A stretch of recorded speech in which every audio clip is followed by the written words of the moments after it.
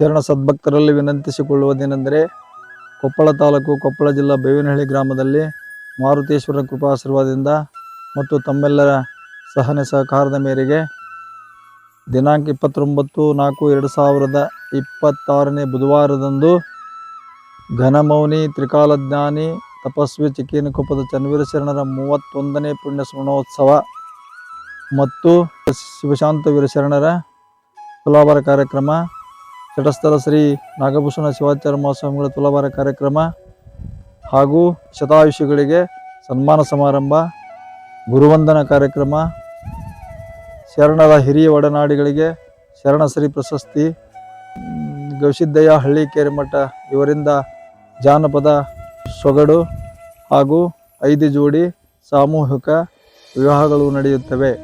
ಮತ್ತು ತಾವೆಲ್ಲರೂ ಈ ಕಾರ್ಯಕ್ರಮಕ್ಕೆ ಕುಟುಂಬದೊಡನೆ ಆಗಮಿಸಿ ಕಾರ್ಯಕ್ರಮವನ್ನು ಯಶಸ್ವಿ ಮಾಡಿಕೊಡಬೇಕೆಂದು ತಮ್ಮಲ್ಲಿ ವಿನಂತಿಸಿಕೊಳ್ಳುತ್ತೇನೆ.